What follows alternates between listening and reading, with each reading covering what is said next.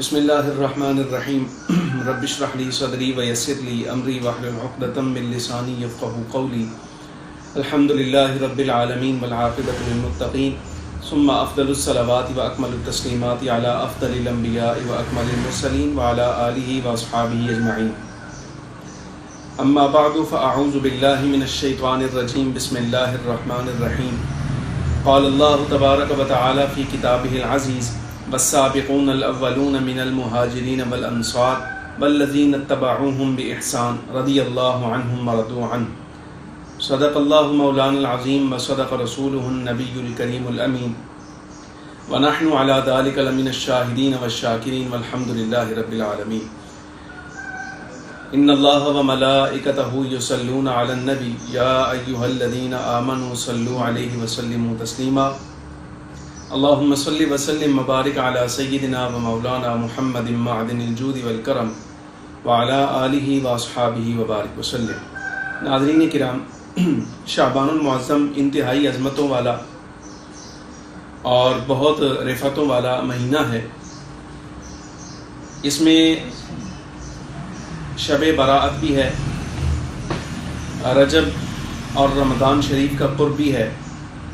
علاوہ ازیں بہت ساری برکات اس ماہ مبارک کے اندر موجود ہیں۔ لیکن آج جس برکت کی طرف ہم اشارہ کر رہے ہیں اور جس کو ہم آپ کے سامنے رکھنا چاہتے ہیں، وہ اس ماہ مبارک کو یہ سعادت حاصل ہے کہ اس امت کے بہت بڑے امام حضرت امام الائمہ سراج الامہ سیدنا امام اعظم ابو حنیفہ رضی اللہ تعالی عنہ کا یوم وصال اسی ماہ مقدس کے ساتھ معنون ہے۔ ہمارے بہت سارے ائمہ کرام نے اس بات کی صراحت کی ہے، تو ہم چاہتے ہیں کہ امام اعظم رضی اللہ تعالی عنہ کے کچھ مختصر فضائل اور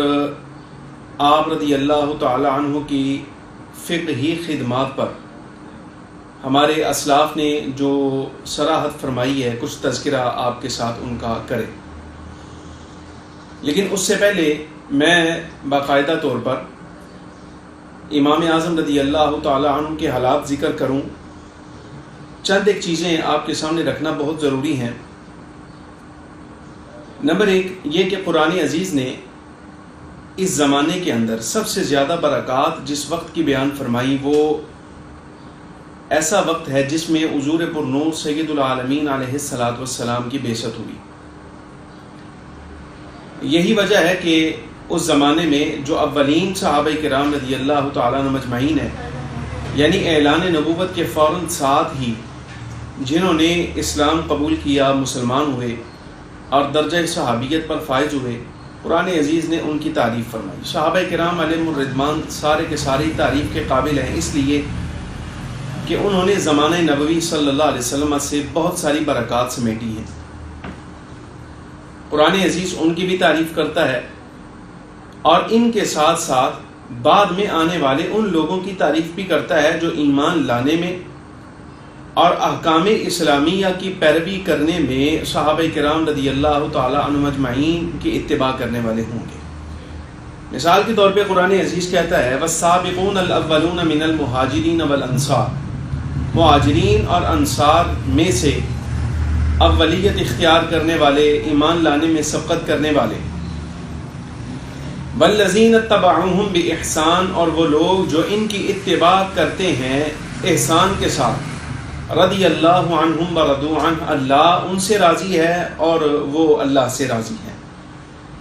اس آیہ مبارکہ میں اللہ تبارک و تعالیٰ نے مہاجرین اور انصار کی بھی تعریف فرمائی اور ساتھ ساتھ ان لوگوں کی منقبت کی طرف بھی اشارہ کر دیا کہ جو صحابہ کے بعد آئیں گے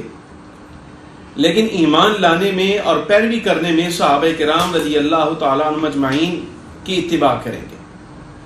اسی طرح قرآن عزیز نے ایک اور مقام پہ ارشاد فرمایا، حضور اکرم صلی اللہ علیہ وسلم کی بعثت کا تذکرہ کرنے کے بعد زمانہ صحبت نبوی کے بعد جو لوگ آنے والے ہیں ان کے وجود کی طرف اشارہ فرمایا۔ قرآن عزیز کہتا ہے پارہ نمبر 28 میں، هو الذی بعث فی الامیین رسولا منہم یتلو علیہم آیاتہ وَيُزَكِّيهِمْ وَيُعَلِّمُهُمُ الْكِتَابَ وَالْحِكْمَةَ وَإِنْ كَانُوا مِنْ قَبْلُ لَفِي ضَلَالٍ مُبِينٍ وَآخَرِينَ مِنْهُمْ لَمَّا يَلْحَقُوا بِهِمْ۔ حضور اکرم صلی اللہ علیہ وسلم کی بعثت کا تذکرہ کیا، آپ صلی اللہ علیہ وسلم کے اوصاف بتائے، اور صحابہ کرام رضی اللہ تعالیٰ عنہم اجمعین آپ صحابہ کا ذکر کر لینے کے بعد ارشاد فرمایا وَآخَرِينَ مِنْهُمْ لَمَّا يَلْحَقُوا بِهِمْ، اور دوسرے کچھ وہ لوگ ہیں کہ جو ان کے بعد آنے والے ہیں لیکن ان کے ساتھ ملنے والے ہیں۔ مطلب یہ ہوا کہ حضور اکرم صلی اللہ علیہ وسلم کی پیروی کا جو طریقہ صحابہ کرام علیہم الرضوان نے لیا ہے، یہی طریقہ صحابہ کے بعد جو لوگ لیں گے وہ بھی تعریف کے قابل ہیں۔ اسی طرح احادیث طیبہ میں بھی حضور اکرم صلی اللہ علیہ وسلم نے ان کی تعریف فرما دی، یعنی آپ نے صحابہ کی تعریف بھی فرمائی اور صحابہ کے بعد جو آنے والے لوگ ہیں ان کی بھی تعریف فرمائی۔ صحیحین میں بھی یہ حدیث موجود ہیں۔ بہرحال میں مصنف ابن ابی شیبہ سے کچھ حدیث آپ کے سامنے اس کے بارے میں پڑھتا ہوں۔ صحابہ کرام علیہم الرضوان کی تعریف میں جو حدیث پاک حد شہرت کو پہنچی ہوئی ہے اور ہمارے ائمہ کرام میں سے تقریباً ہر ایک نے اس کو روایت کیا۔ سیدنا ابو سعید خدری رضی اللہ تعالیٰ عنہ اس کے راوی ہیں۔ حضور اکرم صلی اللہ علیہ وسلم نے ارشاد فرمایا لا تسبوا اصحابی فوالذی نفسی بیدہ لو ان احدکم انفق مثل احد ذهب ما ادرک مد احدہم ولا نصیفہ۔ آپ صلی اللہ علیہ وسلم نے ارشاد فرمایا میرے صحابہ کو گالی نہ دو، قسم ہے اس ذات کی جس کے قبضہ قدرت میں میری جان ہے، اگر تم میں سے کوئی شخص احد پہاڑ کے برابر سونا بھی خرچ کر لے تو میرے صحابہ کے ایک مد بلکہ آدھے مد خرچ کیے ہوئے کو بھی اس کے ثواب کو بھی یہ نہیں پہنچ سکتا۔ یہ صحابہ کرام رضی اللہ تعالیٰ عنہم اجمعین کی تعریف۔ پھر جو زمانہ آقا دو عالم علیہ السلام کے لیے خود اللہ تبارک و تعالیٰ نے پسند فرمایا، اس کی تعریف بھی آپ صلی اللہ علیہ وسلم نے فرمائی۔ اس کے راویہ حضرت ام المؤمنین سیدہ عائشہ صدیقہ رضی اللہ تعالیٰ عنہا ہیں۔ آپ فرماتی ہیں سأل رجل رسول اللہ صلی اللہ علیہ وسلم ای الناس خیر۔ اما جی فرماتی ہیں حضور اکرم صلی اللہ علیہ وسلم کے پاس ایک شخص حاضر ہوا اور اس نے عرض کیا یا رسول اللہ صلی اللہ علیہ وسلم لوگوں میں سے سب سے بہتر کون ہے؟ فخر عالم نور مجسم علیہ السلام نے ارشاد فرمایا القرن الذی انا فیہ، سب سے بہترین زمانہ وہ ہے کہ جس میں میں خود موجود ہوں، ثم الثانی ثم الثالث، پھر اس کے بعد وہ زمانہ جو دوسرا ہے، پھر ان کے بعد تیسرا، یعنی صحابہ کے بعد آنے والے لوگ تابعین وہ خیر امت ہیں، پھر تابعین کے بعد خیر امت اتباع التابعین ہے، یعنی جنہوں نے تابعین کی زیارت کی ہے۔ اسی طرح حضرت ہلال بن یساف کہتے ہیں سمعت عمران بن حسین، میں نے حضرت عمران بن حسین رضی اللہ تعالی عنہ سے سنا، آپ فرماتے ہیں آقا دو عالم علیہ السلام نے ارشاد فرمایا خیر الناس قرنی ثم الذین یلونہم ثم الذین یلونہم ثم الذین یلونہم۔ فخر عالم علیہ السلام نے ارشاد فرمایا سب سے بہترین لوگ میرے زمانے کے ہیں، یعنی صحابہ کرام کی تعریف آ گئی۔ پھر ارشاد فرمایا ثم الذین یلونہم، جو ان کے بعد آنے والے ہیں وہ خیر امت ہیں، پھر ان کے بعد آنے والے خیر امت، اور پھر ان کے بعد آنے والے خیر امت۔ یعنی اس حدیث پاک کے مطابق آقا دو عالم نبی مکرم علیہ السلام نے صحابہ کرام کے بعد 3 زمانوں کو خیر امت قرار دیا، اور صحابہ کو شامل کر لیا جائے تو 4 زمانوں کی گواہی خود فخر عالم نور مجسم صلی اللہ علیہ وسلم نے عطا فرما دی۔ ان حدیث مبارکہ سے یہ بات ثابت ہوئی، امام ابن ابی شیبہ اور ان کے علاوہ جتنے بھی محدثین نے ذکر کیا، یہ بات ظاہر ہوتی ہے کہ زمانہ نبوی صلی اللہ علیہ وسلم برکات کے اعتبار سے سب سے بہتر تھا، عدالت کے اعتبار سے، اتباع کے اعتبار سے، شجاعت کے اعتبار سے، سخاوت کے اعتبار سے، علم کے اعتبار سے، عمل کے اعتبار سے اللہ تبارک و تعالی جل وعلا نے سب سے زیادہ برکات جس زمانے میں رکھی وہ خود زمانہ نبوی تھا، اور اس کے بعد یہی سب خیر اور یہی سب بھلائیاں جس زمانے کو عطا کی گئیں وہ بالکل صحابہ کرام علیہم الرضوان کے بعد والا زمانہ تھا۔ پھر ان کے بعد اتباع التابعین کا زمانہ، اور بعض روایات کے مطابق پھر ایک اور نسل کی گواہی حضور اکرم صلی اللہ علیہ وسلم نے خود عطا فرما دی۔ لیکن اس میں ایک بات اور قابل غور ہے، یہ احادیث جو میں نے آپ کے سامنے مصنف ابن ابی شیبہ سے پڑھی، ان میں اجمال ہے۔ اجمال کا مطلب یہ ہے کہ تقریباً اس زمانے کے آنے والے تمام لوگوں کی تعریف حضور اکرم صلی اللہ علیہ وسلم نے مجموعی طور پر کر دی، لیکن بعض لوگ ایسے ہیں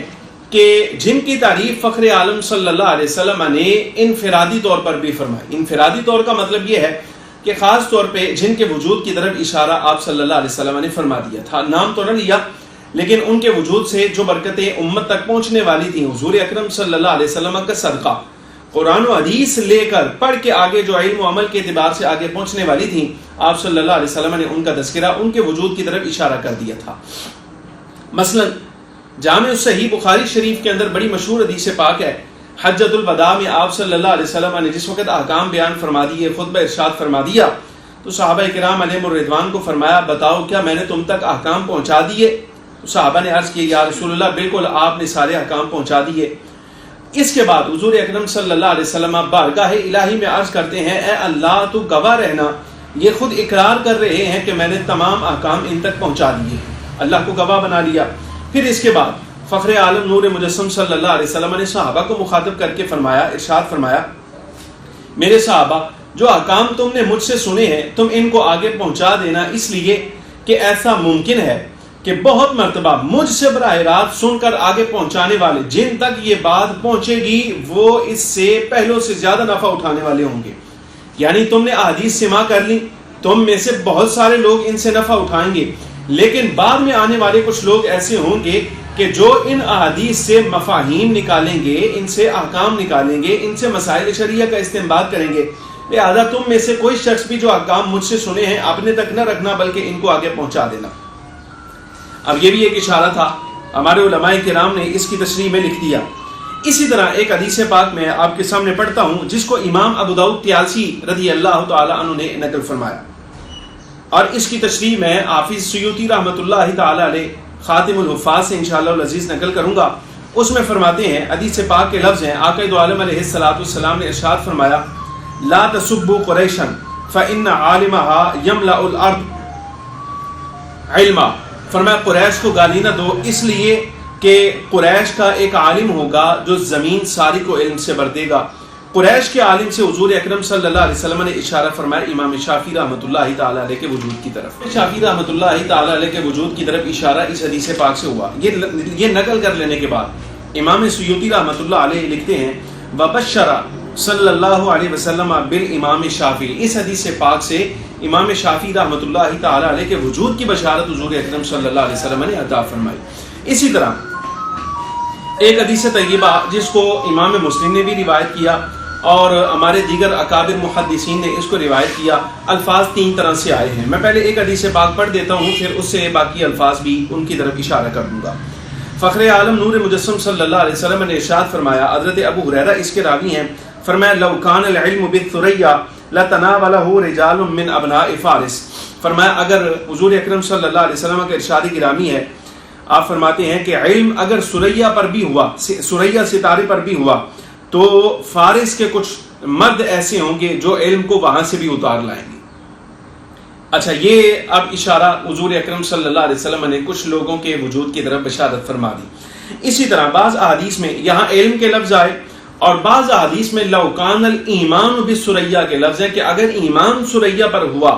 تو ابنائے فارس کہ کچھ لوگ ایسے ہوں گے, کچھ مرد ایسے ہوں گے فارسیوں میں سے کہ جو اس کو لے آئیں گے. پھر اسی طرح بعض احادیث کے اندر لو کانت دین کے لفظ بھی آتے ہیں کہ دین اگر سریا پر بھی چلا گیا تو وہاں سے بھی کچھ لوگ ایسے ہوں گے جو لے آئیں گے. امام سیوطی رحمۃ اللہ تعالی علیہ, حافظ ابن حجر مکی رحمۃ اللہ علیہ, تمام ائمہ کرام ہمارے اکثریت ان کی ایسی ہے جو کہتے ہیں کہ ان احادیث سے حضور اکرم صلی اللہ علیہ وسلم نے امام الائمہ, سراج الامہ, سید الفقہاء, سیدنا امام اعظم رضی اللہ تعالی عنہ کے وجود کی طرف اشارہ فرمایا تھا. آپ رضی اللہ تعالی عنہ حافظ سیوطی فرماتے ہیں اقول قد بشر صلی اللہ علیہ وآلہ وسلم بالامام ابی حنیفہ. ان احادیث سے حضرت امام اعظم ابو حنیفہ رضی اللہ تعالی عنہ کے وجود کی طرف اشارہ ہے. قرآن عزیز کی آیات, احادیث طیبہ اور اس کے بعد اب یہ خاص طور پہ جو حدیث میں نے آپ کے سامنے پڑھی ہیں ان سے یہ بات ثابت ہوتی ہے کہ حضرت امام اعظم رضی اللہ تعالی عنہ وہ شخصیت ہیں جن کے وجود کی طرف آپ صلی اللہ علیہ وسلم نے خود اشارہ فرما دیا تھا. معنی یہ ہوا, خلاصہ یہ ہے آیات کا اور احادیث کا کہ سیدنا امام اعظم رضی اللہ تعالی عنہ کو اللہ تبارک و تعالی نے زمانہ نبوی صلی اللہ علیہ وسلم کا قرب بھی عطا فرمایا، اور اس کے ساتھ ساتھ دوسرے زمانے جس کی گواہی خود آپ صلی اللہ علیہ وسلم نے دے دی تھی وہ برکتیں بھی آپ کو حاصل ہو گئیں، اور خاص طور پہ فخر عالم صلی اللہ علیہ وسلم نے جب آپ کے وجود کی طرف اشارہ فرما دیا تو اس سے یہ بات معلوم ہوتی ہے، ان سب کا خلاصہ یہ معلوم ہوتا ہے کہ امام اعظم رضی اللہ تعالی عنہ کا وجود حضور اکرم صلی اللہ علیہ وسلم کی بشارت کی روشنی میں اس امت کے لیے انتہائی مفید ثابت ہے۔